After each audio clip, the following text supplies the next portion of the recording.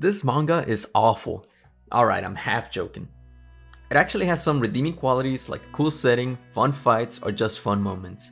But I wouldn't recommend this manga to anyone looking for any depth besides the main characters. After reading it, I can say that I mostly regret it already. However, if you're just looking to read it mainly for fun, this would fit right in. The manga just ended last week, and I wanted to talk about the issues I have with it. Now let's get into it. At its premise, the manga is your typical shonen that involves fights with cool characters, and of course, the power of friendship.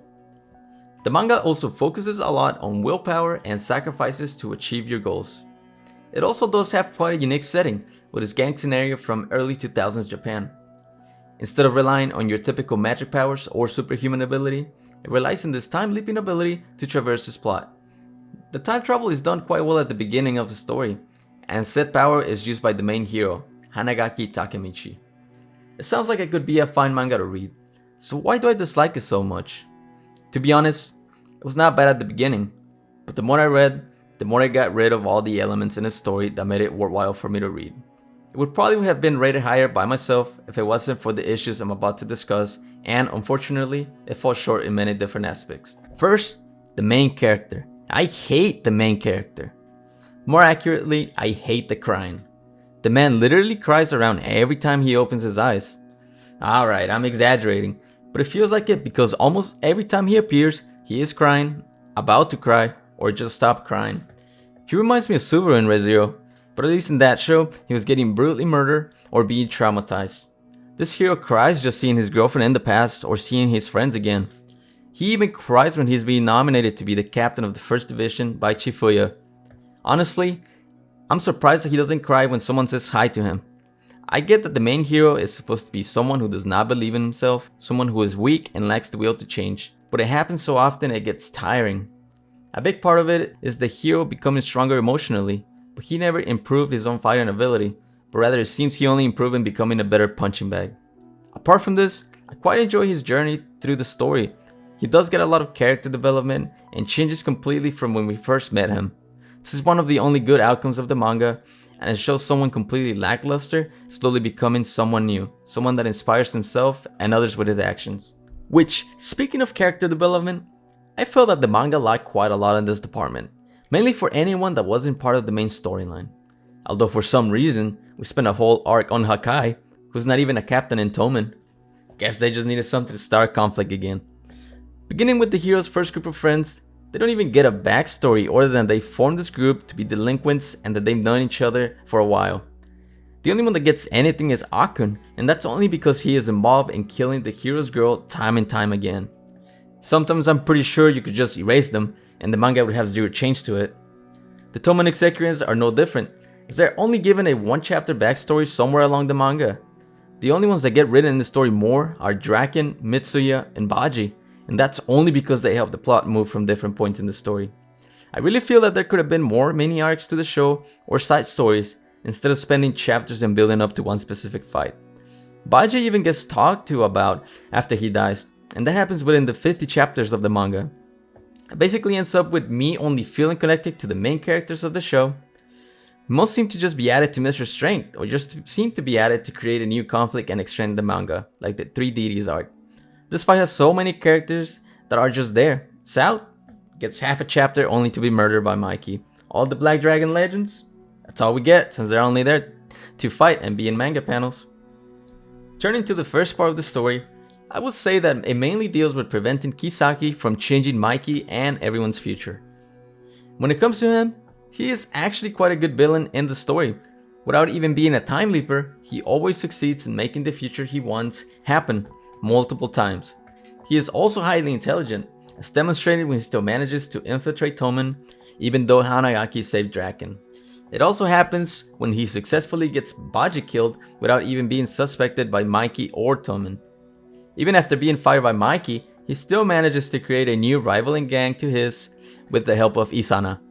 He also realizes that Hanagaki is a time leaper after the fight with Tenjoku. His death was also quite satisfying to see in the aftermath of the conflict, as he gets hit by none other than Truck-kun while running away. The thing that completely ruined him for me was finding out that he is just a big simp for Hina. One of the best characters of the series, is literally channeling light into this anime in order to get noticed by a girl. The author should have just kept it at wanting to be the top delinquent in Japan.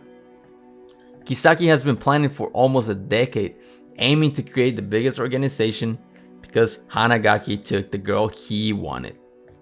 Talk about a major letdown in the series. Moving on, power balancing in the manga between the characters seems completely off by the end. For around the first 160 chapters, everything seems well balanced. In the beginning, we basically know that Mikey and Draken are at the top in terms of fighting. Mikey knocks out Mobius's leader and beats the hell out of Kazutora as well. Draken, on the other hand, takes on plenty of numbers as well as Hanma in the Battle of Valhalla. However, Hanma does put up a good fight to them at first, before getting knocked out. We also see good power balancing when it takes 4 people to take on a stabbed Taiju when fighting the Black Dragons. He is older, stronger, and has more experience fighting than them, which makes the scene make sense. Even while sustaining the stab, he's still fighting evenly against all of them.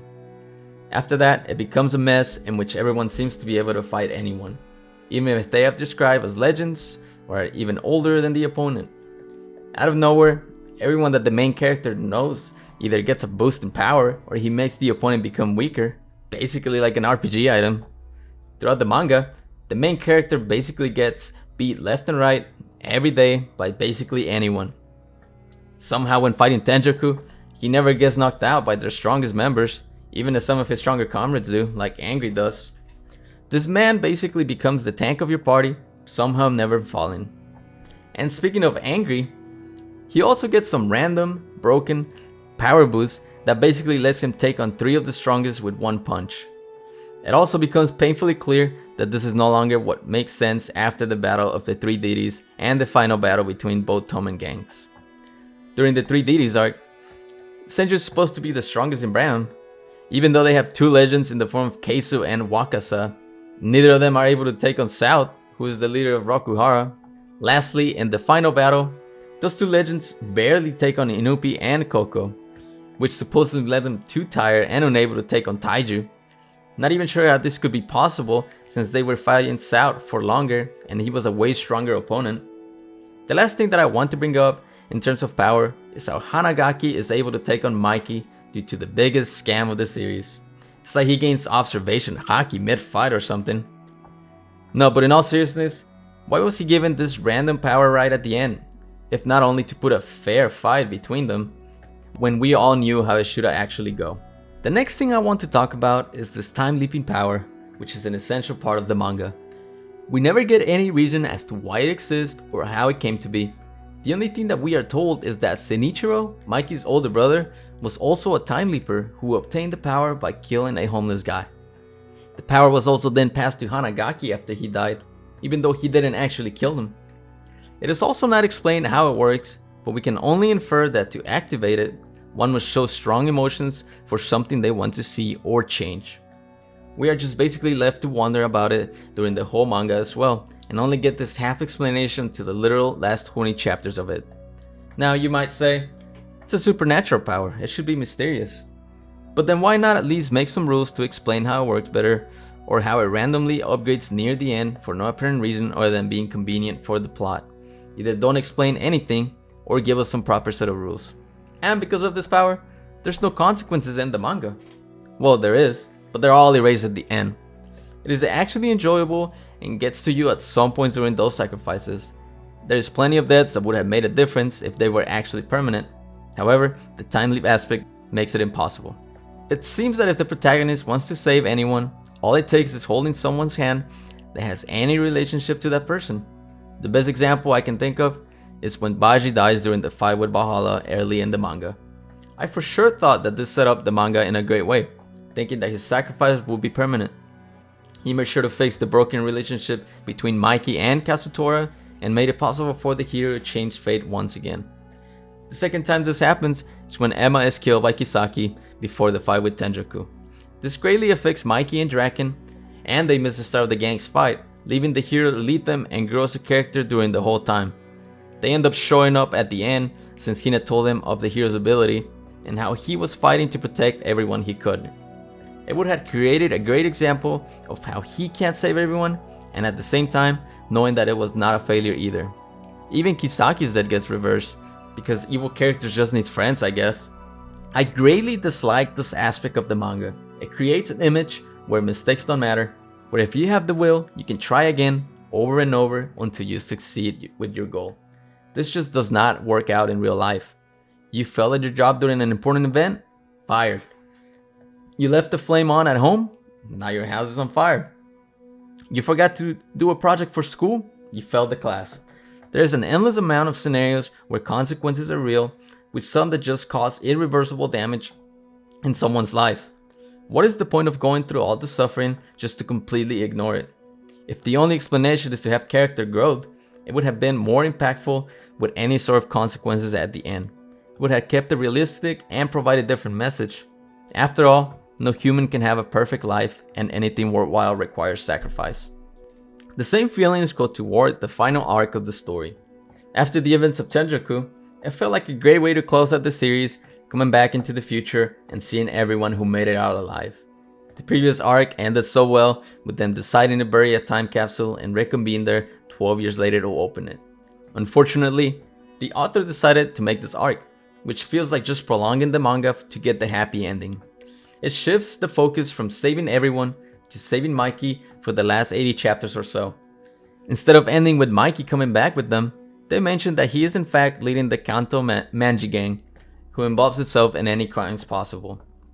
So this basically is a loop of the first mission, but instead of going back 12 years, he goes back 10 years. After Mikey basically beats the two rivaling gangs, the hero then gathers all the remnants of Tokyo Manji gang and goes to defeat Mikey and bring him back. Anyways, I wouldn't have that big of an issue if Hanagaki died to bring Mikey back, but that was not the case. This last arc itself just felt unnecessary and added nothing of significance to the manga. Finally, the ending is just terrible. I get wanting to have a happy ending for all characters, but that generally doesn't happen and tends to defeat the purpose of the manga. After everything that happened, our hero time leaps one last time with Mikey to first grade before anything takes place. At this point, even Shinichiro is alive. It proceeds to then show that instead of just having 6 family members, there's now 9, to include Hanagaki, Kisaki, and Sansu.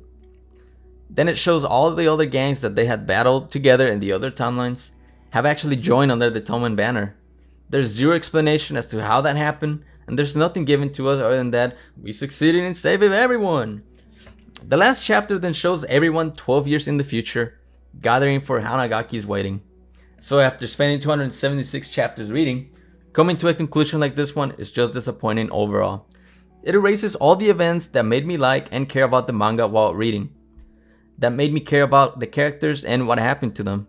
I just can't see what was the point of this ending, and I wish I could get my time back from reading it. And I definitely wouldn't recommend it to anyone else. Thanks for watching.